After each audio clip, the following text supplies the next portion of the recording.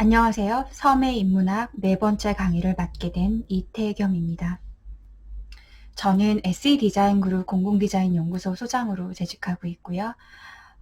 고산 윤선도로 박사학위 논문을 받았습니다. 그래서 제가 이번에 네 번째 강의로 할 얘기는 고산 윤선도 정원으로 섬을 경영하다라는 이야기입니다.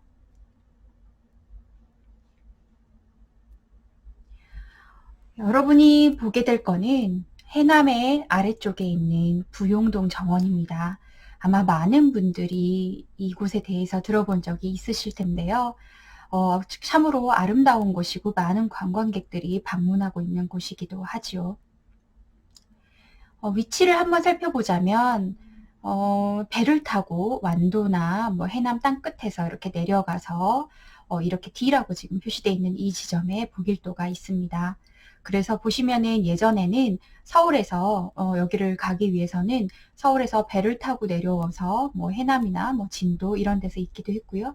아니면 귀향을 가는 경우에는 이 완도나 강진 뭐 이런 쪽에서 배를 타고 제주도로 귀향을 가거나 아니면 뭐 추자도 이런 데로 귀향을 갈 때 중간 기착지로서 북일도를 많이 들렀다고 합니다. 하루 만에 방문하기는 좀 힘들었던 거죠. 그래서 고산 윤선도 선생님이 만든 정원은 굉장히 여러 곳이 있는데요. 여러분이 보시는 이 C 지점, 이를 좀 확대해서 보자면 이 오른편에 있는 노구당, 이 해남 윤씨의 지금 본가죠. 그리고 그 밑에 윤선도의 묘가 있는 과 그다음에 이 아래쪽에 보면 부용동 원림이 있습니다. 고산 윤선도 선생님과 관련된 유적들은 상당히 많이 분포가 되어 있고요. 그다음에 여기서 여러분들이 좀 주의 깊게 보셔야 될 거는 정원 이야기지만 현선 백포리에 대한 것도 한번 기억을 해두시면 좋겠습니다. 그래서 보시면은 보길도 같은 경우에는 지금처럼 이렇게 연꽃 모양으로 된 섬이고요. 그다음에 이 안쪽에 세연정, 곡수당, 낙서제, 동천석실이 있는 것으로 보입니다. 들어가기에 앞서 윤선도 선생님에 대해서 먼저 알아볼까 합니다. 여기는 윤선도 선생님의 초상화인데요. 굉장히 근엄한 할아버지처럼 이렇게 생기셨죠? 그래서 윤선도 선생님 보시면은 1587년부터 1671년까지 무려 85세 가까이 장수를 하셨는데요. 이 시대의 평균 연령이 40언저리였던 걸 생각을 하시면 굉장히 정정하고 건강하게 사셨던 걸 알 수가 있습니다. 그리고 주요 사건을 살펴보면 임진왜란, 정유재란, 인조반정, 정묘호란, 병자호란까지 총 5번의 크고 굵은 이런 사건들을 겪으셨고요. 그리고 임금도 굉장히 많이 바뀌었었습니다. 그래서 보시면 서울 해남에서 태어났고 그리고 서울과 해남을 왔다 갔다 하면서 사셨습니다. 그리고 굉장히 또 그 바른 말을 많이 하시는 분이었기 때문에 유배도 꽤 많이 다니셨어요. 그래서 보시면은 강진이라든지 이런 유배 갔다가 와서 그 다음에 다시 또 복귀하고 또 그 유배지에서 다른 곳으로 넘어가는 걸 이배라고 하는데 그 넘어갔던 이렇게 것도 좀 보일 수가 있습니다. 그리고 여기 보시면은 좀 중요하게 보실 것들이 여기에서 보시면은 복림 인평대군의 사부였는데 나중에 효종으로 즉위하게 되는 것이기 때문에 임금님의 사부가 되기도 하죠. 그래서 굉장히 귀향을 많이 갔다고 하지만은 험한 곳으로 갔다기보다는 조금 이렇게 그래도 내륙 지방으로 다녔고요. 잘못 알고 계시는 것 중에 하나는 많은 분들이 북일도를 귀향 갔다라고 알고 계시는 분이 있는데 그렇지는 않고요. 북일도는 나중에 되면 유배 중간중간에 이렇게 계신 것을 알 수가 있습니다. 그래서 이거는 뭐 신문이나 이런 데서 나온 정보는 잘못된 것으로 보시면 되고요. 그 다음에 또 하나 보셔야 될 게 병자호란입니다. 1636년 이후에 북일도에 처음으로 입도하게 되는 점 조금 기억을 다시 한번 해주셨으면 좋겠고요.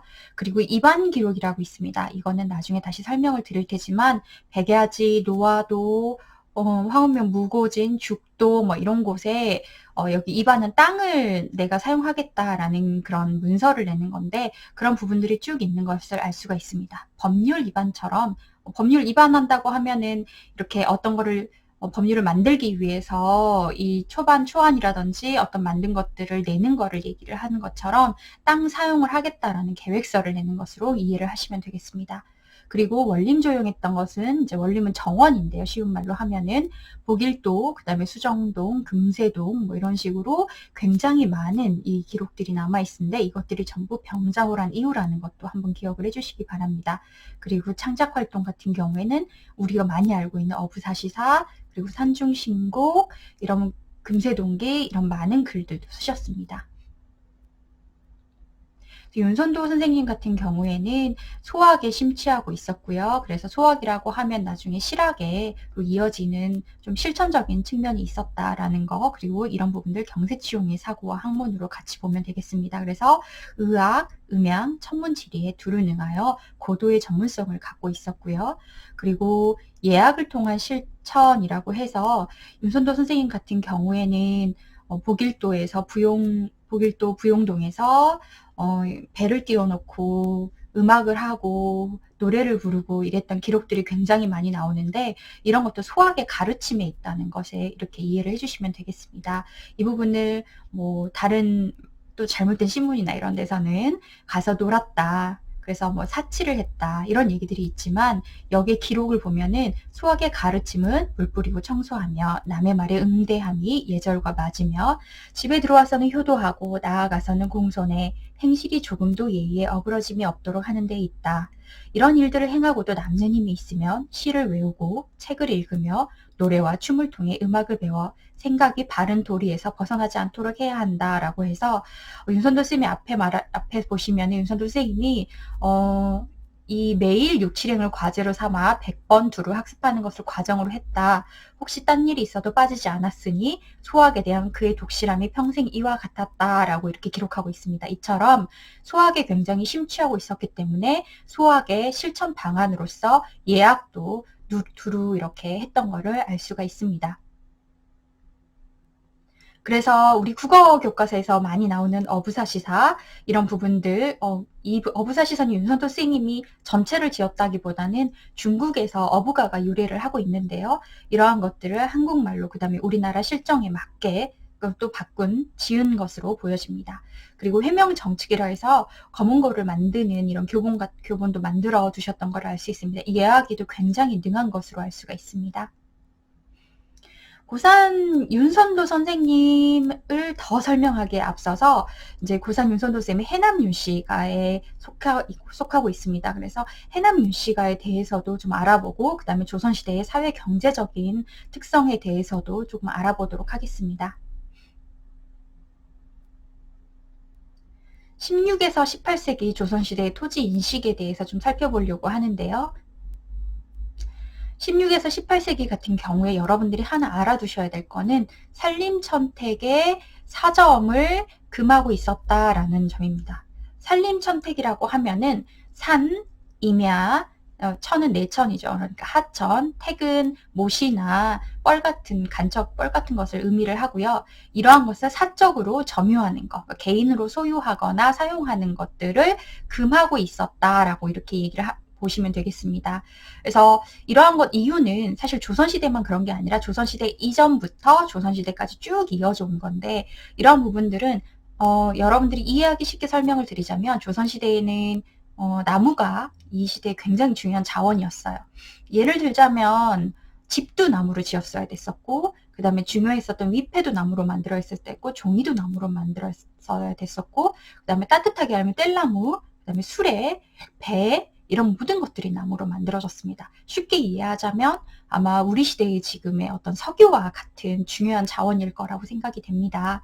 그래서 이러한 부분들이 여러분들이 생각을 하시면 굉장히 중요한 자원이었기 때문에 이러한 나무가 나는 곳, 그 다음에 어떤 먹을거리가 나는 곳 이런 것들은 개인적으로 사점을 굉장히 엄격하게 금지하고 있었습니다. 그럼에도 불구하고 입안이라든지 분묘의 금양이라고 해서 이 경국대전에 여러 가지 이제 그 사적으로 혹은 점유라고 하죠. 그러니까 여기를 이용할 수 있는 권한을 줬는데요. 이반은 아까 말씀드렸던 것처럼 무주공 아무도 사용하지 않는 땅을 내가 개간을 하겠다라고 하고 서류를 내면은 그 서류에 따라서 10년 동안 그 땅을 개간해서 10년 안에 개간을 하면은 본인의 소유가 되는 것입니다. 그래서 세금이 증가되기 때문에 나라에서는 좀 권장했던 편이고요. 그다음에 분묘의 금양이라는 것도 있습니다. 분묘의 금양에 대해서는 어떤 산에 묘를 쓰게 되면은 그 일대의 산림에 대해서 관리할 수 있는 권한을 주는 것입니다. 그래서 이러한 것 때문에 조선시대에는 산림에 대한 소유권이 명확하지 않았기 때문에 여러 가지 소송 등도 굉장히 많았었다고 합니다. 그래서 여러분이 잘 알고 있는 금송 정책이라고 하는 거, 여러분 보시면 지금도 어떤 산에 가면은 금송 이렇게 해서 송금, 금송 이렇게 해서 남아있는 금표들을 보실 수가 있고요. 그다음에 이런 것들은 여러분들이 나중에 좀 이후에도 설명을 드리겠지만 조선시대 굉장히 중요한 정책으로서 받아들여 주시면 되겠습니다. 그래서 조선시대의 산림정책은 특별한 경우가 아니고서는 사적으로 점유되지 않았다. 사적으로 점유하기 어려웠다라는 것들 알아두시면 좋겠고, 섬도 이 시대에는 고려시대 후기에 여러 이제 해적이라든지 뭐 이런 그 중앙에서 관리하기가 어려웠기 때문에 섬도 조금 더 이렇게 무인 정책을 이렇게 취하고 있었습니다. 이런 부분도 같이 좀 이해를 해주시면 다음 내용을 보시기가 좋을 것 같아요. 그래서 산림천택의 사점에 대한 얘기들이 쭉 나오는데 윤선도 선생님도 이거에 대해서 굉장히 잘 이해를 하고 있었고 이용을 하고 있었어요. 그래서 보시면은 경작할 수 있는 육지나 쩍쩍 갈라진 소금밭이라고 말할 만한 곳, 그다음에 산록으로 뗄나무를 할 수 있는 곳을 사람들은 입안으로 선점하는 일이 있으면 다른 사람들이 감히 빼앗으려 다투지 않는데 선조가 묻혀있는 산이 어찌 밭이나 뗄나무하는 것보다 가벼우며 불을 금지하고 나무를 기르는 것이 어찌 한 장의 입안을 발급하는 것보다 못한 것이겠습니까? 그렇다면 용혼의 금화처를 자기 것으로 삼고 다른 사람에게 허여하지 않는 것도 이미 법전에 실려 있는 것이니 애초부터 법 밖에 있는 것은 결코 아닙니다. 라고 이렇게 얘기하고 있습니다.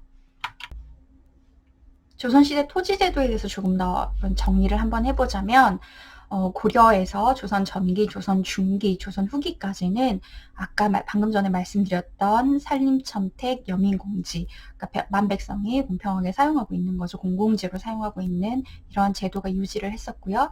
그다음에 이러한 것들을 같이 유지되는 제도로 금산제도, 그다음에 봉산제도 뭐 이런 부분이 있었습니다. 그런데 인간의 욕심이라는 게 끝이 없기 때문에 이 시기에도 산림천택을 개인이 독점하려는 그런 부분들이 굉장히 심화되어 가는 그런 상황이었습니다. 그래서 이 시대의 특징을 보자면 조선 후기까지는 산림천택에 관해서는 암묵적이고 한시적으로 인정을 하고 있었고요. 그다음에 이거에 대한 대안 보완제로서 이반이나 분묘의 금양 같은 제도를 같이 사용을 하고 있었습니다.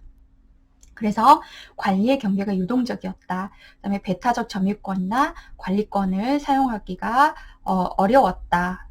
그 배타적으로, 그러니까 나만 가지고 있는 건 좀 어려웠고요. 이 점유나 관리권으로 사용하고 있는 것을 알 수가 있었습니다. 그런데 일제강점기 이후에 가면은 이제 어떤 세금 징수라든지 이런 부분이 있어서 영고권에 의한 소유권으로 인정이 됐고, 지금 현재는 소유권이 명확하죠. 그래서 소유권 사유제로서 인정이 되고 있습니다. 이런 제도들 한번 알아두시면 다른 역사도 이해하기 굉장히 좋으실 걸로 보입니다. 그래서 해남윤 씨의 가문의 경제 활동을 살펴보면 간척지 개간과 도서 경영을 많이 했는데요.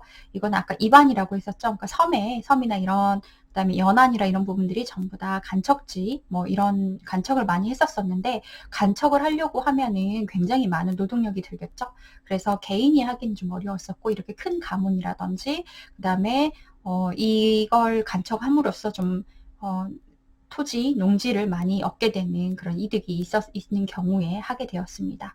그래서 해남유 씨 같은 경우에는 지금 여기 현산 백야지, 그다음에 완도 노화도, 그다음에 굴포리, 진도 굴포리, 뭐 그다음 이곳을 비롯한 굉장히 여러 곳에 입학 문서를 제출했던 그런 기록들이 남아 있고요. 이거는 정희수 선생님의 그 해남유 씨가의 간척과 도서 경영이라는 책을 보시면은 좀 더 명확하게 하실 수 있습니다. 윤선도 선생님의 그런 그 진도의 그 간척 사업을 했던 것들이 지금 현재도 남아 있고요. 가시면 공덕비가 세워져 있는 걸 알 수가 있습니다. 그래서 보시면은 여기가 지금 금세동으로 잘못 표기되어 있는데 여기가 복일도고요. 그 다음에 노부당, 금세동, 백포리, 그 다음에 죽도, 그 다음에 이런 부분들이 이렇게 연계되어 있어서 죽도, 그 다음에 진도, 뭐 이런 부분들에 대한 해남 윤씨가의 여러 간척 사업이 있었던 것으로 보여집니다. 굉장히 활발했죠. 그리고 지금 보시면은 많은 분들이 아시는 어떤 초상화일 수도 있는데요. 공제 윤두 선생님, 실학 화가로 되게 유명하죠. 그런데 윤두 선생님 같은 경우에는 이 백포리에 본거지를 두고 있었고요. 그래서 이 별장을 두고 있었고 현대말로, 그다음에 여기에서 굉장히 많이 이렇게 활동을 했다고 합니다. 그래서 이 백포리에 가면은 집 앞에 공제 윤두 선생님의 저택 앞에 가면은 이렇게 넓은 간척지가 있는 걸 알 수가 있습니다. 이게 또 다 간척한 부지고요. 그 다음에 윤두 선생님 같은 경우에는 굉장히 배를 타고 다니면서 이 일대에서 활동을 많이 하셨다고 이렇게 전해지고 있기도 합니다. 그래서 해남 윤씨가에서 좀 독특한 거는 선박대여 사업도 했었고요. 그 다음에 어염이라고 하면 물고기나 전복 같은 물고기, 그 다음에 소금이죠. 이런 특산품이 많은 도서, 섬을 경영했다는 기록들이 있습니다. 그래서 이거는 1910년도 해남 윤씨가의 맹골도 어업면허 어장도라는 건데요. 이거 보시면 해남 윤씨가에서 이제 관리했었던 그런 섬에 대한 누가 이렇게 위탁을 이렇게 예를 들면은 빌려줬었고 이거에 대한 세를 누가 얼마만큼 이렇게 내는 건지는 이분들이 이제 내시겠죠. 이래서 이렇게 관리했었던 기록들을 볼 수가 있습니다. 맹골도라고 하면은 지금 북일도가 이쪽에 있고요. 그다음 맹골도가 이쪽에 있습니다. 굉장히 먼 지역이라는 것을 알 수 있어요. 그래서 해남윤씨 가문의 영향력이 꽤 넓게 퍼져 있었구나라는 것들을 알 수 있습니다. 그런데 이와 더불어서 여러분이 다시 한번 기억할 것이 사실 이 시대에는 섬이라든지 이런 바다 이런 부분들에 대한 어떤 그 소유권을 가지기는 굉장히 어려운 시기였기 때문에 이런 부분과 조금 상충되는 부분이 있다라는 것도 같이 기억해 두시면 좋겠습니다. 그리고 공제 윤천 선생님 같은 경우에 일본 여도를 그리기도 했는데 중국 여도와 일본 여도를 다 그리셨다고 해요. 그런데 지금 남아있는 거는 일본 여도고요. 그래서 보시면은 일본에 대한 지도, 그 다음에 지리와 여기에 있는 영향력 있는 가문들에 대한 것까지 다 나와 있다고 합니다. 그래서 해남유씨 가문에서 어느 정도 이 해도의 어떤 굉장히 박지 않았나 해상의 지리에. 그리고 개인적으로 생각은 사무역도 좀 하지 않았을까라고 생각을 하고 있습니다. 그리고 공지 윤선 선생님이 1710년도에 명을 받고 그린 동국여 지도 같은 경우에 지금 보시면은 섬에 대한 기록들 어떻게 연결되고 이런 부분들이 다 남아있는 걸 알 수가 있습니다. 그래서 여러분들이 여기까지 종합해서 보시면 해남유씨 가문이 윤선도 선생님뿐만 아니라 많은 사람들이 굉장히 이 지역에 대해서 바다에 좀 빠삭하게 잘 알고 있었고 많이 넓게 경영을 하고 있었구나라는 것을 알 수 있습니다. 그러면 윤선도 선생님이 정원을 만든 이유에 대해서 본격적으로 한번 얘기를 시작해 볼까 합니다. 지금 김옥 파나 작가님의 그림인데요. 여기서 보시면은 지금 이게 낙서제, 가장 먼저 윤선도 선생님이 지어서 들어갔다면 낙서제가 이쪽에 있고요. 그 다음에 이제 이후에 사람들이 살았던 지역이고요. 그 다음에 동천석실, 그 다음에 여기가 지금 여러분들이 이후에 보시게 될 왼편에 있는 그림은 김옥 작가님이 부용동을 이렇게 복일도를 그린 판화 작품입니다. 여기서도 보시면은 여기 윤선도 쌤이 가장 먼저 들어서 털을 잡으셨다고 하는 낙서제가 있고요. 그 다음에 이쪽에 나중에 자녀들과 그 다음에 제자들이 들어와서 자리를 잡았던 곡수당, 그리고 세연정, 그 다음에 이쪽에 동천석실이 있는 걸 알 수가 있습니다. 여기는 복일 저수지가 있는데요. 이거는 최근이라고 하면 현대에 만들어진 저수지입니다. 그리고 이쪽 앞에 노화도가 보이고요. 이렇게 장사도를 지나서 지금 이렇게 들어오고 있습니다. 예전에는 여기까지 배가 들어왔었는데 지금은 노화도를 들어와서 이렇게 복일대교를 통해서 이렇게 들어오고 있는 것을 확인하실 수가 있습니다. 세연지와 세연정의 모습이고요. 동천석실의 모습입니다. 지금 영상 한번 같이 봐보실게요.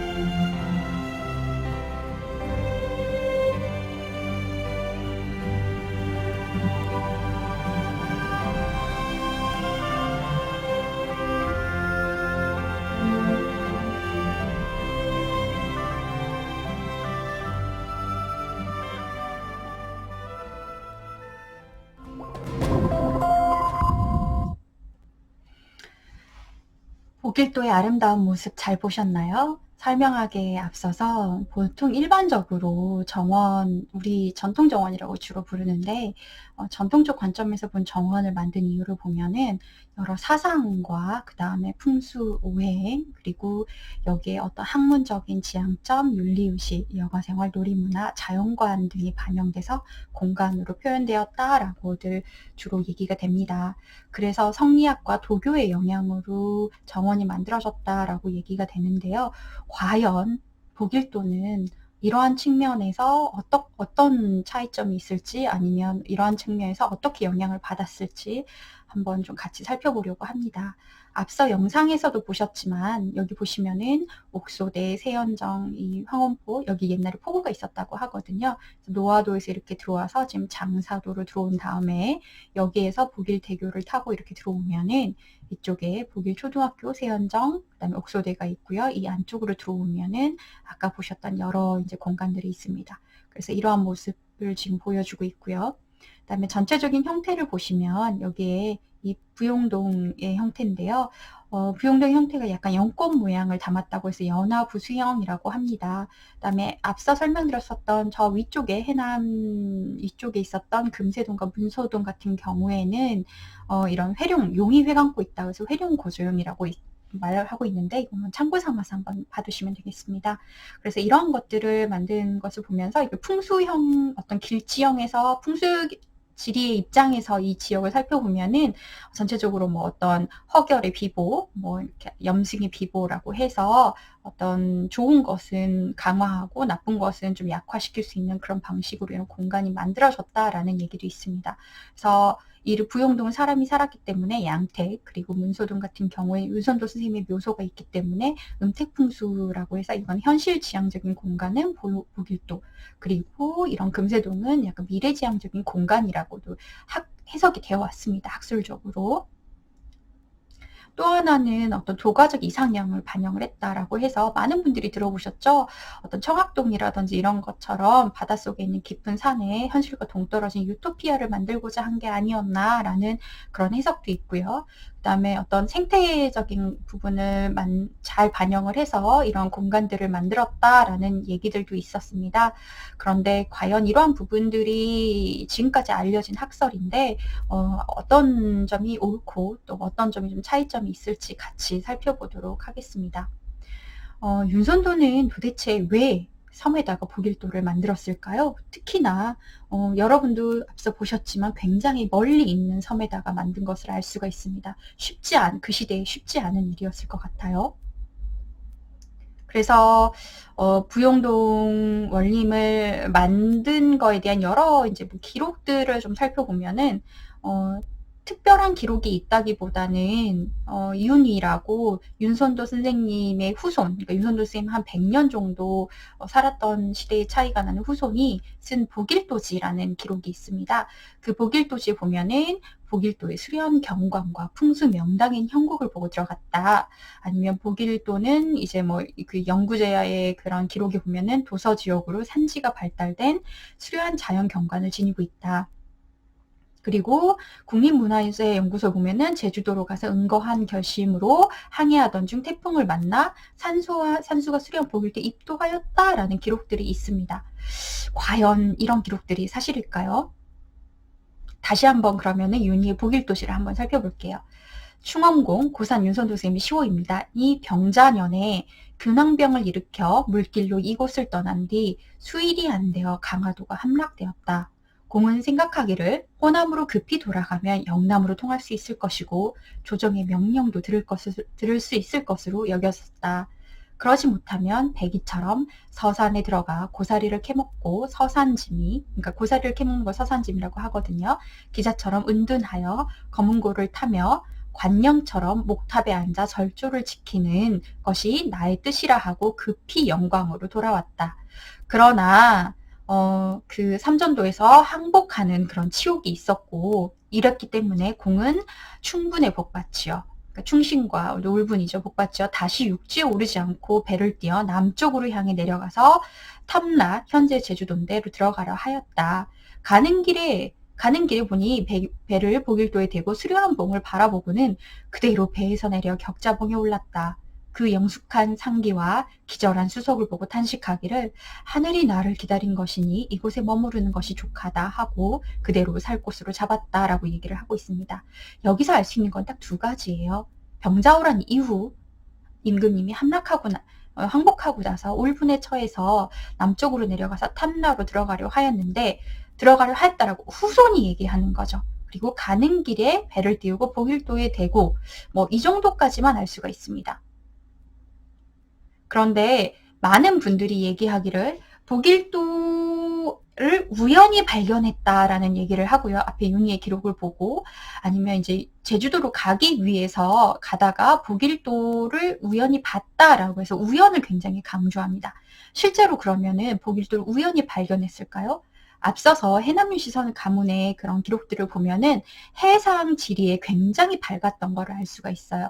그리고 그 윤선도 해남유씨 가문에서 굉장히 중요하게 여겼던 것이 그 황원면 백포리에서 보는 건데요. 백포리라고 하면 윤수 선생님의 아까 별서가 있었던 공간이거든요. 그 뒷산에 가서 올라가서 이 복일도를 바라보면 사실 복일도가 굉장히 잘 보입니다. 노화도도 잘 보여요. 그리고 이 일대가 다 간척지인데 이제 이번에는 후반기에 이제 만들어졌겠지만 여기 뒷산에서 보면은 시야에도 바로 보입니다. 그렇기 때문에 이 복일도를 아무도 몰랐다가 우연히 발견했다라고 하는 것들은 조금 이치에 맞지 않은 것 같아요. 그래서 여러분이 이거 한번 생각을 해두시고요. 이 붉은색으로 보이는 게 제주도입니다. 그래서 보시면은 현산 백야직, 그 다음에 완도 굴포, 진도 굴포, 그 다음에 완도 노화도 여기에 그 입안을 했던 문서가 남아있는 것들도 알 수가 있어요. 이 노화도 같은 노화도 입안은 복일도의 입도, 그러니까 들어간 후에 낸 걸로 이렇게 확인이 되는데, 보시면 이 전체적으로 굉장히 이 일대가 이 일대 사람들은 잘 알고 있었을 것으로 좀 유치를 해볼 수가 있습니다. 그리고 또 하나 여러분이 좀 주의 깊게 살펴볼 게 있는데요. 1910년도에 일본이 작성한 조선임야 분포도라는 기록입니다. 여기서 보면은 앞서 산림천택은 여민공지라고 해서 공유지로서 관리가 됐었었는데 그 중에서 금산봉산이 있었다는 걸 알 수가 있습니다. 그래서 이 부분 지금 붉게 표시되어 있는 게 금산이고 파랗게 표시되어 있는 게 봉산이에요. 봉산은 이제 조선 후기에 사찰림 쪽에 조금 많이 만들어졌었는데 여기 보시면은 여기가 완도죠. 완도와 그다음 복일도가 뭘로 돼 있나요? 노화도까지 전부 금산으로 지정되어 있는 걸 알 수가 있습니다. 그리고 또 산림이 굉장히 양호한 거를 알 수가 있죠. 그리고 여기서 이 기록 보면 여기는 거의 나대지처럼, 그러니까 조선 후기니까 굉장히 산림을 많이 써서 지금 나대지가 돼 있는 것들이 이렇게 붉은 아무것도 없는 걸로 돼 있고, 이 노란색은 치수, 그러니까 나무를 이제 새끼나무, 아기나무를 심은 거죠. 이런 지역이고, 그다음에 파란색은 굉장히 잘 관리가 되어 있던 지역으로 알 수 있었습니다. 그래서 복일도 그 다음에 완도 같은 경우에는 이 지역이 금산으로 지정이 되어 있다는 걸 알 수 있어요. 이 말인즉슨 다시 한번 유추를 해보자면 이 일대에 금산으로 지정된 지역들은 나무를 한 그루도 허투루 벨 수가 없었거든요. 그래서 굉장히 관리가 잘 됐던 지역이고 이 지역에 있는 사람들도 모두 다 어느 정도 알고 있었던 지역으로 여러분들이 생각을 하시면 되겠습니다. 그렇다고 하면 우연히 들어간 걸까요? 그렇게 볼 수는 없겠죠. 사실은 윤선도 선생님도 이 지역의 특성과 이 지역 일대의 자원의 어떤 나무라든지 그다음에 이런 그다음에 해산 아까 맹골도도 관리했다고 하니까 여러 가지 해상 자원에 있었던 것들의 가치를 충분히 알고 있었을 가능성이 많다는 것을 여러분들이 생각을 해볼 수가 있습니다. 그래서 복일도를 보면은 여기에 있는 산림 등의 자원이 굉장히 많았다고 이렇게 보여주고 있는데요. 그래서 윤선주 쌤이 여기 입도하고 나서 굉장히 상소가 많이 왔었어요. 윤선주 쌤이 이쪽을 가고 나니까 많은 사람들이 얘기하기를 금산에는 사람들이 들어가서 살 수가 없었거든요. 그러니까 불을 피우거나 그러니까 집을 지을 수가 없었던 거죠. 불이 나면 그 지역에 있는 나무들이 다 타니까. 그래서 농사를 짓거나 이런 것들이 좀 엄격하게 금지되어 있었던 지역인데 윤선주 쌤이 여기 들어가서 집을 짓고 정원으로 면모하고 사는 거예요. 그렇기 때문에 많은 사람들이 상소를 올렸죠. 그랬더니 이 상소를 굉장히 많이 올려서 윤선도가 금산으로 지정된 곳에 들어가서 지금 이렇게 살고 있다라는 것들을 정말 많은 상소가 올라왔다고 합니다.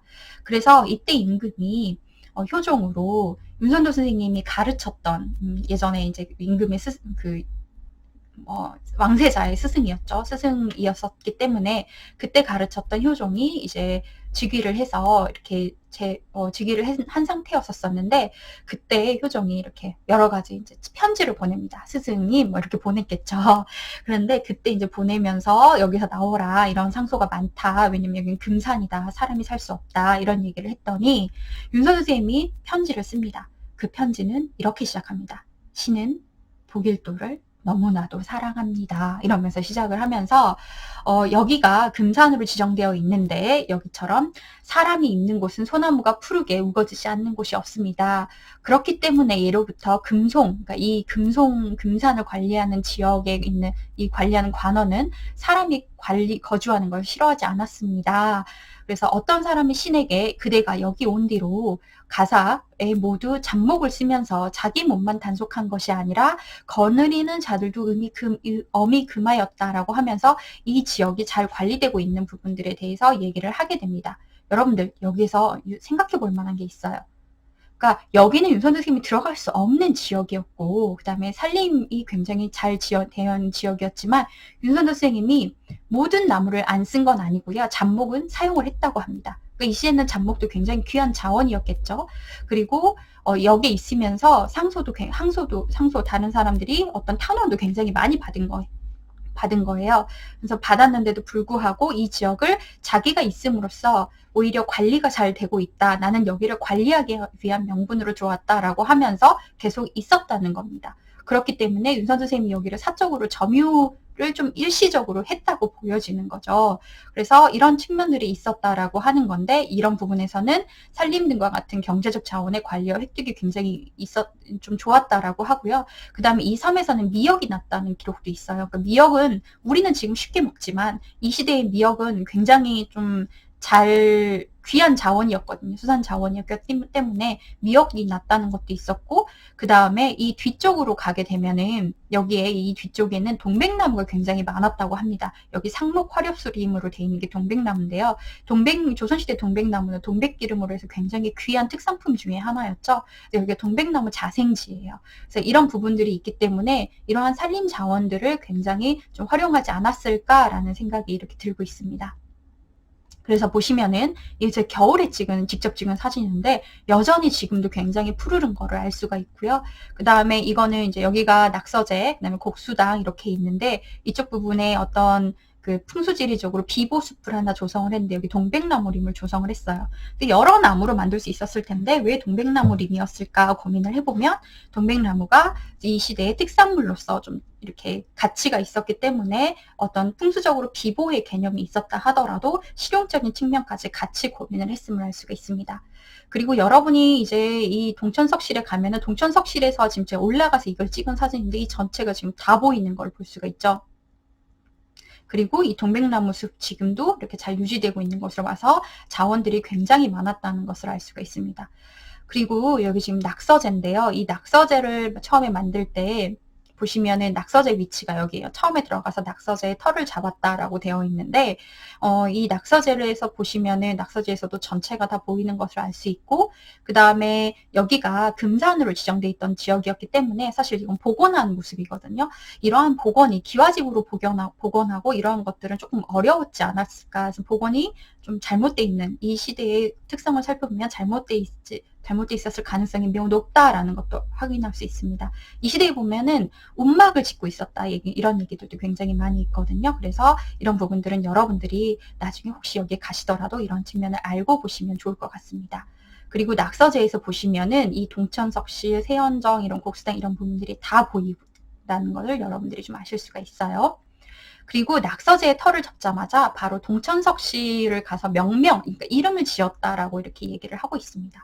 근데 왜 동천석씨를 갔을까라는 것들을 좀 고민해 볼 필요가 있고요. 이건 좀 이따 바로 설명을 드리겠습니다. 그리고 곡수당은 좀 나중에 지어졌고 세연정은 여기서 보시면은 한 10년 정도 이상 굉장히 오랜 기간을 가지고 만들었던 걸 알 수가 있습니다. 그래서 이런 부분들에 대한 설명을 좀 하나하나 드리자면 동천석실 지금 가면 여기 있는 이렇게 도르래가 있어서 여기까지 이렇게 뭔가를 보냈다라고 했는데 이런 부분도 사실 기와집으로 지었을까라는 부분들은 여러분들이 한 번 더 생각을 해보시면 좋겠습니다. 그래서 동천석실에 왜 들어갔을까? 그 동천석실 옆에서 찍으시면 와서 보시면 이 일대가 다 보여요. 이거는 제가 이제 GIS라는 프로그램을 사용해서 이 부분에 있는 눈으로 이렇게 실제로 이렇게 보이는 거를 분석을 한 건데요. 동천석실에서 분석을 하면 이 전체 일대가 다 보이는 걸 볼 수 있습니다. 아까 윤선도 선생님이 여기에서 살 수가 없는데 어떤 명분으로 들어왔다고 했죠? 바로 이 지역을 관리한다는 명분으로 들어왔다고 말씀을 드렸었습니다. 그렇기 때문에 살림 하나하나 사실 남이 배워가면은 굉장히 문제가 생기겠죠. 그래서 일화가 하나 있는데 윤선도 선생님이 기록에 남긴 거예요. 그래서 윤 선생님이 일이 있어서 여기 말고 해남에 갔는데 여기에 있는 어떤 지역의 관원이 와서 여기에 있는 산에 있는 나무를 베어갔다는 겁니다. 그래서 50그루를 베어갔는데 이 선생님이 말씀하신 즉슨 50그루만 베어갔는지 아니면 더 베어갔는지 내가 없었으니 알 수가 없다라고 얘기를 합니다. 그런 얘기를 하면서 내가 있기 때문에 이 지역에 있는 사람들이 50그루만 베어간다 확인하고 50그루만 이렇게 베어가게 하고 평소에는 못 베어가게 하고 이런 것들을 관리를 철저히 했다라는 이거를 좀 이렇게 얘기를 하고 있는데요. 그런 것에서 보면은 이 동천석실이 어떤 이상향으로서 본인의 그런 부분 좀 만들었던 것도 있지만 실질적으로는 이 지역에 있는 부분들을 다 관리할 수 있는 거점으로서 하나 만들었다라는 것도 생각을 해볼 수가 있습니다. 그러면 여기에서 이 지역에 있는 분이 지역에서 무엇을 하고 있는지 보일까요? 사실 우리는 지금 1.0 정도 눈이 되면 굉장히 눈이 좋다라고 얘기를 하지만 이 시대에 지금 같은 시대에 살고 있는 몽골이라든지 이쪽 초원에 가면은 사실 한 시력이 한 4.0 정도 된다고 하죠. 멀리 봤다고 합니다. 그래서 이 시대에 있는 사람들도 사실은 뭐 지금처럼 우리 가까이 근거리에 있는 걸 많이 보는 것보다 먼 거리에 있는 걸 많이 봤기 때문에 좀 시력이 굉장히 좋은 편이었다라고 추정이 되고 있고요. 그렇다고 한다면 이 일대에 있는 지역의 활동이라든지 이런 것들도 굉장히 잘 보였을 겁니다. 그래서 이 동천석실 그리고 낙서제 지금 여기 하늘색으로 보이는 게 낙서제에서 지금 보이는 거거든요. 그리고 옥소대라고 하면은 여기 세연정 위쪽에 매일매일 동자를 보내서 관리했던 지역이 있는데 이런 옥소대 이런 지역들도 보시면은 이 입구까지 다 보여서 실제로 이 세 군데 매일매일 들렀다라고 하는 이 세 군데에서 보시면 이 안쪽에 있는 산림 자원을 전체적으로 관리할 수 있는 위치에 있었다라는 것으로 분석을 해볼 수가 있었습니다. 그래서 지금 낙서제 뒤편에 있는 이 바위에 올라가서 보면 전면이 다 보이죠. 이제 세연정에 대해서 한번 얘기를 해볼까 합니다. 세연정은 10년 정도 만들었었고 여기가 세연정, 그다음 세연지, 연못지, 그다음 세연정이라고 하는데 이런 부분 복원에 관해서는 제가 따로 별도로 설명을 드리진 않겠지만 여러분들이 이렇게 거대한 규모였을까? 그다음에 이런 식으로 기와집이었을까라는 것들에 대해서는 다시 한번 고민을 해보면 좋겠습니다. 그래서 이제 물길에 대해서 한번 보려고 하는데요. 여기가 인공적으로 만들어졌는지 그다음에 어떻게 만들어졌는지 한번 살펴보자면 조선시대에 이렇게 물길을 분석을 해보자면 이렇게 물이 유역에서 모여서 이렇게 내려가는 지점 바로 인근에 세연지가 위치하고 있는 것을 알 수가 있습니다. 그래서 이쪽이 지금 보일 초등학교가 있고 이쪽 B로 보이는 데가 세연지인데요.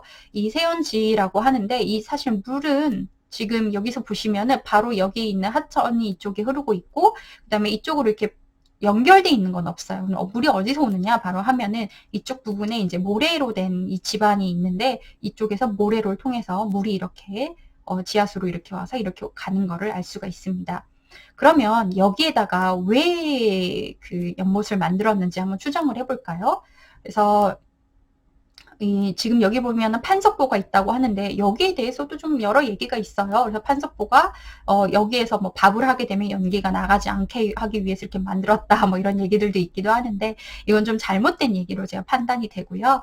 왜냐하면 지금 보시면은 해남유씨 가문이 굉장히 간척 사업을 많이 했다고 했어요. 그런데 이 시대의 간척 사업을 보시면은 이렇게 간척을 하기 위해서 판석보를 이렇게 이 판석보가 아니라 이렇게 판축공법 이렇게 해서 만들게 됩니다. 보호공법으로 해서 이렇게 만들었는데 이렇게 되면 보호공법을 그대로 응용을 해가지고 여기에 판석보를 만든 겁니다. 그래서 위에 있는 물은 계속 내려가고 그다음에 아래에 있는 바닷물은 올라오지 않는 구조로 이걸 만들어져 있습니다.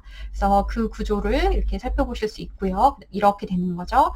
그래서 이 아래쪽으로는 그럼 무엇이 있었느냐? 바로 간척사업 조금씩 간척을 했었다라는 얘기가 있는데 이 간척을 한 거에 대한 흔적들도 좀 살펴볼 수 있습니다. 그래서 왜 간척을 했을까라는 거에 대해서 한번 더 이 이유를 살펴보시면 여기가 지금은 이렇게 농지가 되어 있는데 이 농지 이전에는 여기가 뻘이었다고 합니다. 그래서 이 부분들에서 소금을 만들었다는 기록들이 있습니다.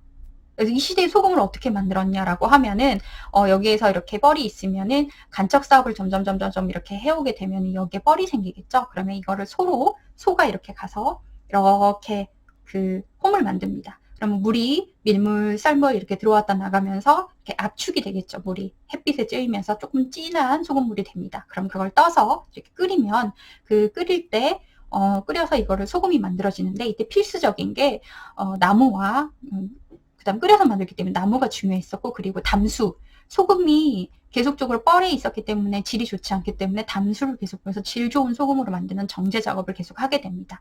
그렇다고 한다면 여기에서 이제 소금에 대한 그 염전을 타파하라라는 기록 중에 이 보길도가 나오는데요. 이 보길도에서 보시면은 여기가 지금 바로 만들었던 이유 중에 하나는 여기에서 윤선도 선생님이 놀기도 했었지만 가장 큰 이유는 여기에 이제 소금을 만드는데 여기에서 담수, 물이 굉장히 귀했거든요. 이게 경사가 급해가지고 물이 잘 안 모였어요. 그래서 물을 모으기 위한 장소, 그리고 이 아래쪽에서는 소금을 만들지 않았을까라고 추정이 됩니다. 그래서 제염을 위한 담수 확보와 수량 조절, 그다음에 쓸 수 있는 물을 모아야 되니까요. 그리고 간척지 개간에 사용되는 이런 판축고법을 활용했다라는 거, 그리고 생활용수 같은 경우에는 곡수당에 나중에 연지가 만들어지는데요. 이 곡수당은 낙서제 옆에 있는 걸로 말씀을 드렸죠. 이 세 개가 있어요, 연지가. 그래서 여기에서 물을 모아서 갔던 것으로 알 수가 있습니다.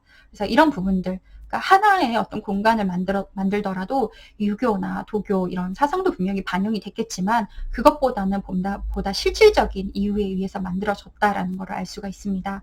그리고 특히나 이 지역 같은 경우에는 보길도, 부용도 원림 같은 경우에는 살기가 좋았다라고 보긴 힘들어요. 왜냐하면 1970년대 기록까지만 봐도 사람들이 이 보길도에 어떤 시집을 오기를 되게 싫어했대요. 왜냐하면은 보길도 굉장히 척박하고 농지가 없어서 이쪽으로 시집 오면 콩을 주식으로 해야 된다라고 했을 정도로 굉장히 척박한 지역이었다고 합니다. 그렇기 때문에 윤선도 선생님이 사셨던 시대에도 여기가 물이 잘 모였다거나 이렇게는 굉장히 힘든 지역이란 걸 유추해 볼 수가 있고요. 어떤 산림 자원은 굉장히 많았지만 살기에는 어려웠던 지역이라고 보여집니다. 그렇다고 한다면 도대체 어느 지역에서 쌀이라든지 이런 부분을 생산을 했을까요? 그럼 바로 옆에 있는 노화도를 보시면 됩니다. 노화도는 아까 이반이라고 해서 윤선도 해남유씨 가문에서 여기를 간척하겠다라고 해서 이 문서를 냈던 지역인데요. 지금도 노화도 석중리라는 곳에 가면은 여기가 석중리인데 이 지역 일대가 전부 다 간척이 되어 있었고요. 간척지인 걸 알 수가 있고 그 다음에 그 윤선도 선생님의 공덕비 등이 볼 수가 있습니다. 근데 그래서 이 노화도 석중리 같은 경우에도 지금 간척을 해서 여기에 있었던 것들을 지금 여기까지 여기로 어떤 식료품을 이렇게 가장 가까이서 됐었던 지역이라고 볼 수가 있고, 그 다음에 이 북일도 부용도 원림뿐만 아니라 그래서 노화도 석중리까지도 같은 어떤 생활권으로 좀 볼 수 있습니다. 조선시대 생활권이죠. 이렇게 보시면 되겠습니다.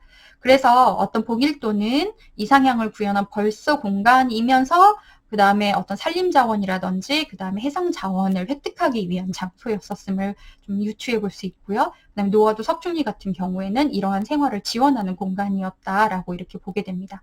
노화도 석중리가 노아도라고도 불리는데 윤선두 선생님이 북일도 그 입도할 때 병자호란이 직후에 바로 이렇게 그 구하러 갔다가 집안에 있는 어떤 노비들을 데리고 갔다가 다시 이렇게 오면서 집에 들렀던 기록이 없어요. 그래서 여기에서 바로 이 사람들이 정착해서 이제 이 노화도를 개간을 했다라는 그런 걸로 좀 유추를 해볼 수가 있습니다.